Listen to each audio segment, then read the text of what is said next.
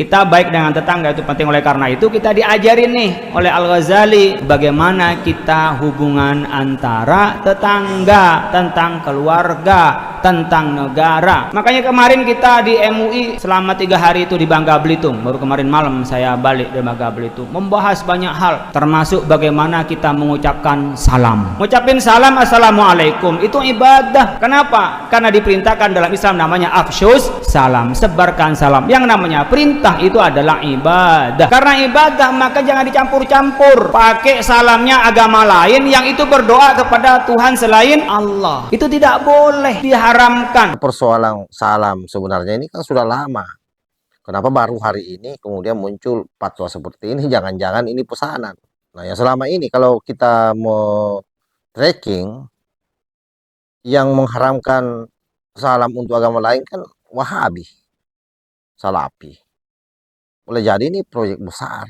Tapi kalau umum Pak, selamat siang, salam sejahtera bagi kita semua, salam kesejahteraan, salam bagi kalian semua, ya boleh-boleh saja. Tapi ketika itu menganggap ibadah menggunakan yang lain, itu yang tidak boleh dicampur adukkan. Jadi ada dua yang nggak boleh. Akidah kita nggak boleh dicampurkan, begitu juga ibadah kita nggak boleh dicampurkan. Lakum dinukum waliyadin. Satu, pertama fatwa itu sifatnya rekomendasi, ya namanya rekomendasi, tahu sendiri rekomendasi ulama. Kemudian salam nama agama itu kan praktik baik untuk menjaga toleransi.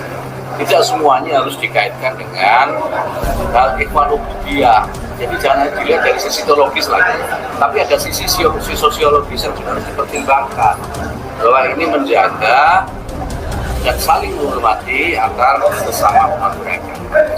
Apakah iya kemudian kalau saya misalnya yang muslim menyampaikan salam agama lain kemudian keimanan saya terganggu, atau sebaliknya yang non muslim kemudian mengucapkan assalamualaikum kemudian keimanannya berpaling? Kan tidak, gitu loh. Jadi itu dari sesimpel itu loh. Oleh karena itu bagi kita semua yang waras ini ya tetap harus ikut pada pemerintah kita. Perwakilan pemerintah kita dalam konteks agama yang mengurusi agama adalah Gus Yakut.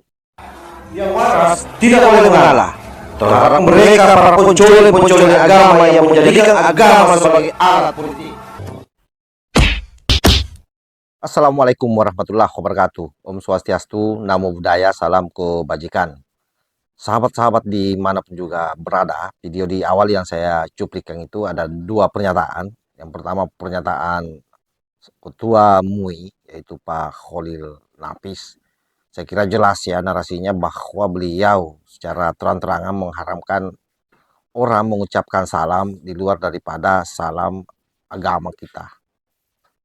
Dan video kedua adalah video daripada Gus Yakut, Menteri Agama, yang justru bertolak belakang dengan apa yang disampaikan oleh Majelis Ulama Indonesia. Tentu bagi masyarakat akan bertanya-tanya, ikut di mana? Apakah ikut di fatwa MUI atau ikut pada pernyataan Gus Yakut Khalil Qomas selaku Menteri Agama yang justru kemudian membiarkan orang untuk mengucapkan salam untuk agama lain. Analisa kritisnya tentu yang pertama adalah bahwa kita ini negara yang memiliki banyak pulau, banyak etnis, terdiri dari beberapa budaya termasuk agama.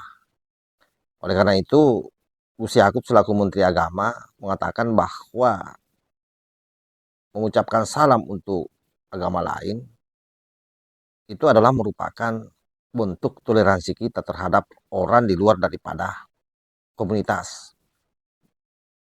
Nah, lain halnya dengan MUI, Majelis Ulama Indonesia, mengunci bahwa haram hukumnya. Oleh karena itu, bagi Gus Yakut selaku Menteri Agama, tegas bahwa selama itu tidak terkait dengan akidah, tidak merusak akidah, itu sah-sah saja.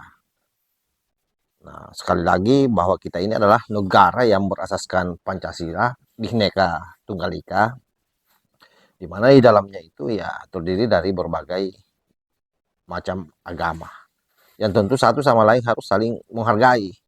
Wajar saja kalau kemudian masyarakat mempertanyakan kinerja MUI selama ini.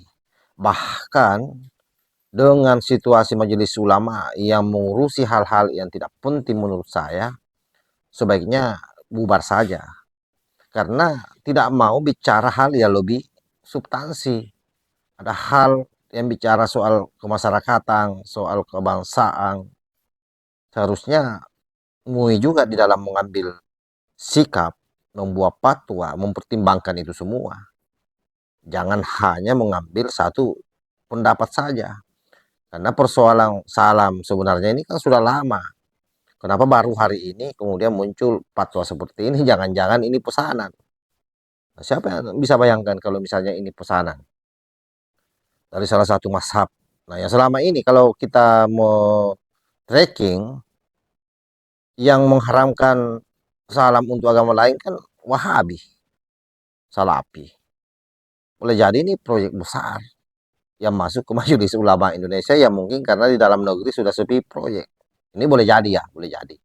Artinya kita tidak menuduh. Karena kan ada namanya praduga tak bersalah, asas praduga tak bersalah. Oleh karena itu, bagi kita semua yang waras ini, yang mau melihat bangsa ini ada dalam posisi yang damai terus, nyaman untuk seluruh umat beragama, ya tentu selama itu tidak merusak akidah kita, merusak keimanan kita, sah-sah saja. Oleh karena itu, sekali lagi eksistensi MUI kita wajarlah kalau mempertanyakan itu. Eksistensinya sebagai satu lembaga yang mewadahi banyak ormas. Itu. Tentu bagi masyarakat ya tetap harus ikut pada pemerintah kita. Perwakilan pemerintah kita dalam konteks agama yang mengurusi agama adalah Gus Yakut. Sehingga bagi kita semua ini, sekali lagi, apa yang disampaikan oleh Gus Yakut, ya itulah yang kita jalankan. Bahwa antara satu agama dengan agama yang lain, ya saling menyapa. Salah satunya itu dalam konteks ucapan salam. Dan itu sudah lumrah saya kira, dan selama ini juga sudah kita lakukan. Saya kira begitu ya. Wallahul muwaffiq ila aqwamit thoriq. Wassalamualaikum warahmatullahi wabarakatuh.